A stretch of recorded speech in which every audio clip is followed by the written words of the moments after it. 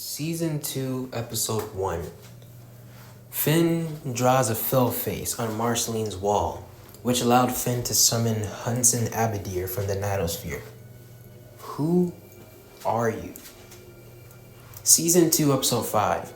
A cow with a body image issues covers herself until it took Finn telling her to show her true body, which she does by getting naked and showing the Phil face. Who are you? Season 2, Episode 6. Jake is reading the newspaper while BMO is being a bratty little brother. And what's on the newspaper? Phil! If you're an Adventure Time fan, you should know what the Phil face is. It's a meme or inside joke with Adventure Time because it appears in many episodes in the background.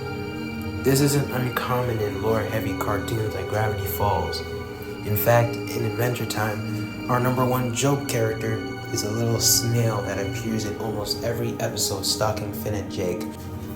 For the first 2 seasons, that's how it was, until the season finale, showcasing the snail finally and openly revealing itself to the camera, and because of this, it gets possessed by the Lich, which allows the Lich to be freed from its eternal prison in the Candy Tree. Mind you, the creators of the show stated in the Lich's concept art that his character is not meant to be taken as a joke, like we do with characters like Hudson Abadir or Gunter. So the fact that a joke was what gave birth and changed the series forever brings to question, why hasn't Phil gotten attention like this? Adventure Time has a lot of inside jokes that are added in the background that only fans would understand. And the snail is number 1, while Phil is number 2. So why was Phil forgotten? Did the crew just not know how to make his lore relevant, like they did with the snail and the Lich? Phil's name is interesting too, because it's part of my real name. So you can imagine how funny I found this guy when I learned his name was Phil. But you could also imagine how interested I am with how such an important character is never talked about again. Pendleton Ward, the creator of Adventure Time, stated the Phil face was actually an excited face of the lead character designer, Phil Reinda.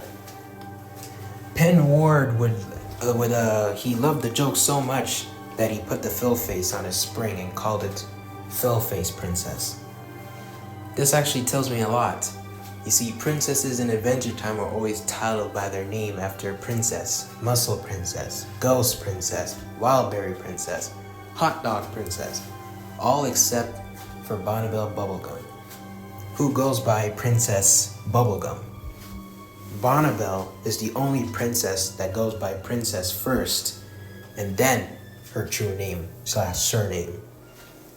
Meaning, the Phil face is either a conceptual concept or a known person that basically acts like our real life emoji. So if there is an actual princess named Phil Face Princess, it's most likely not the Phil Face character I'm looking for. Phil has appeared everywhere and anywhere. He appears as a dark biscuit in Bubblegum's imagination in Season 2, Episode 9. He appears on the prank machine made by Bubblegum and Finn in Season 2, Episode 5. He appears on a milk carton that Jake throws away in Season 3, Episode 15, etc., etc., etc. Phil clearly has a narrative just like the snail. The snail was an observer of events throughout the literal entire show, while the Phil face is there every time something supernatural is happening, like in Season 1, Episode 15, where he appears in a tree, or appearing on Billy, who was possessed by the Lich.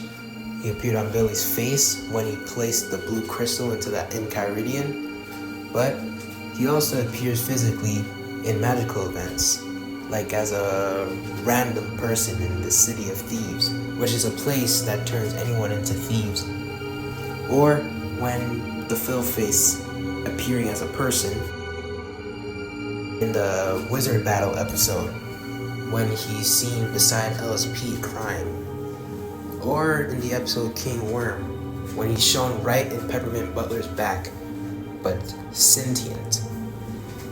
Adam Muto, you can clearly redeem Phil's character by bringing him back into Fiona and Cake. Fiona and Cake is a sequel series to the original Adventure Time series.